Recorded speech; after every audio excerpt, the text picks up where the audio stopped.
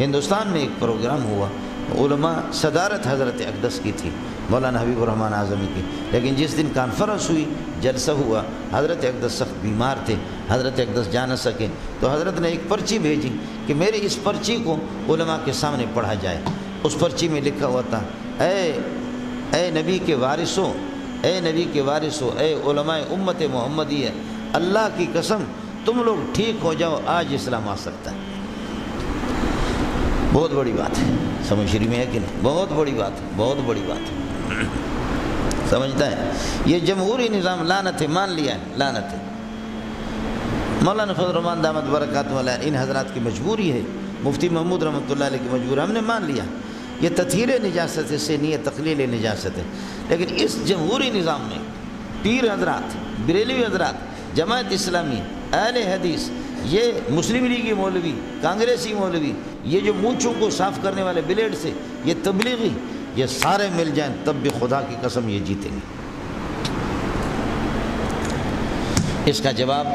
سپاہ صحابہ والے اللہ کو دیں گے اور جمعیت والے دیں گے، کہ ادھر سپاہ صحابہ والے 20,000 ووٹ لیتا ہے، ادھر جمعیت والے لیتا ہے، یہ دونوں مسلمانوں کے ووٹ ہیں، اور 21,000 پیپل پارٹی والا لفنگا لے کر کے کامیاب ہوتا ہے، 40,000 ووٹ مسلمانوں کے اس طرح ضائع ہو گئے۔ سپاہ کاٹتے ایک دوسرے کو اس طریقے پر، ادھر سے 20,000 سپاہ، یہ ایک سیٹ پر بھی نہیں، 10 پر بھی نہیں، 20 پر بھی نہیں، سینکڑوں سیٹوں پر اس طریقے پر ایک دوسرے کو ظالم کاٹتے ہیں۔ جب ڈاکو آپس میں لڑتے ہیں تو قافلہ صحیح سالم درمیان سے نکل جاتا ہے، یہ قافلہ پیپل پارٹی بھی نکل جاتی ہے اور مسلم لیگ نکل جاتی ہے۔ اس کا جواب جمعیت والے خدا کو دیں گے، ہم الحمدللہ اس میں ٹھیک ہے، سمجھ شریف میں، اس لیے کہ ہم تو آپ کو یہاں سے تیار کر کے 8 سال میں 10 سال میں ہم آپ کو بھیجتے ہیں۔ ہم آپ کو یہ نہیں کہتے کہ آپ مسلم لیگ میں چلے جاؤ، یہ نہیں کہتے آپ کو کہ پی ٹی آئی میں چلے جاؤ، اس میں یہ نہیں ہے کہ پیپل پارٹی میں آپ چلے جاؤ، ہم تو کہتے کہ بس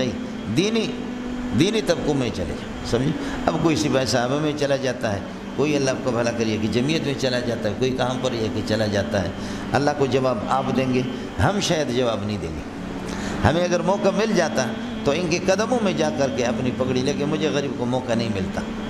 میں منت مانی کرنے کا بڑا عادی ہوں، ان کے پاؤں کو چومتا، لیکن مولانا فضل الرحمن کو فیصلے کرنے کے لیے چھوڑتا کون ہے؟ اس کے نیچے ان الچماچما، اتنے چمچے ہیں کہ وہ چمچے حضرت کو جو ہے نا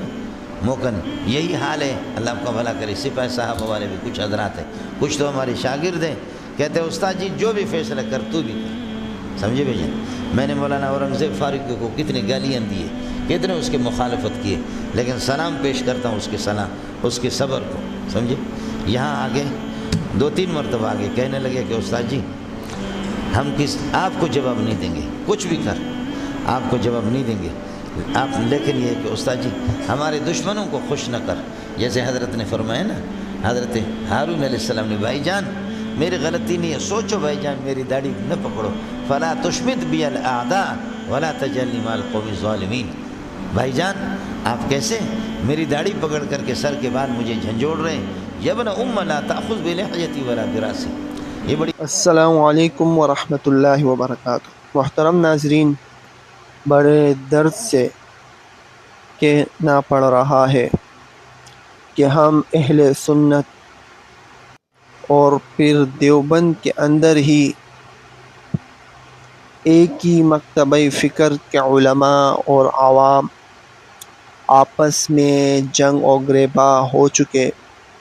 صرف اس بات پر کہ ایران کا سپریم لیڈر آیت اللہ خامنہی مردار ہے یا شہید۔ تو ایک جماعت کہہ رہی ہے کہ وہ شہید ہے اور ان کے ساتھ متفق ہونے کا کہہ رہی ہے، اور دوسری طرف ایک گروہ، ایک جماعت کہہ رہی ہے کہ نہیں، وہ ظالم ناحق پر مرا، ناحق پر تو وہ شہید نہیں بلکہ ظالم مرا ہے، وہ جہنمی ہے۔ اس بات پر دونوں گروہ آپس میں جنگ و گریباں ہو چکے ہیں۔ محترم ناظرین کرام، سچ کہی جائے یہ بات برا نہیں ہوگا کہ یہ وقت اس بات کا نہیں کون شہید کون مردار، تو یہ صحیح بات یہ ہے کہ ہم اس وقت ایک ہو جائے اپنے ذاتی اختلافات، فرعی اختلافات کو پیچھے چھوڑ دے، پس سے پش ڈال لے، اور اپنی امت مسلمہ اس وقت ہم کہاں پر ہیں؟ فلسطین اسرائیل کے ہاتھوں مار کھا رہی ہے، اور ہم پاکستان افغانستان کے ساتھ لڑے ہوئے ہیں، تو ہم ہر جگہ پھنسے ہوئے ہیں۔ یہود، عیسائیوں نے، امریکہ، اسرائیل والوں نے ہمیں ایسا پھنسایا ہوا ہے مسلمانوں کو کہ ہم اپنے مسائل، اپنے مصیبتوں سے نہیں نکل رہے کہ ہم کسی اور ملک کے مسلمانوں کی مدد کریں، افسوس، اور ہم لگے ہوئے کہ وہ شہید، وہ مردہ۔ تو ہمیں یہ چاہیے، جس جماعت کے بھی ہو، جس مکتبہ فکر سے بھی ہو، ہمیں ایک ہونا چاہیے تاکہ اغیار غیر کے مقابلے میں متفق ہو اور سیسا پلائی ہوئی دیوار کی طرح مضبوطی کے ساتھ کھڑے ہو کر ان کا مقابلہ کرے۔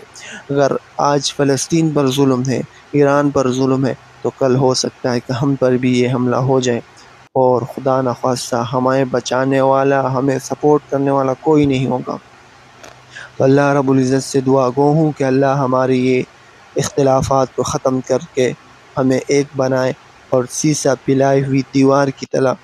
ہمیں کھڑا کر دے دشمنوں کے مقابلے میں۔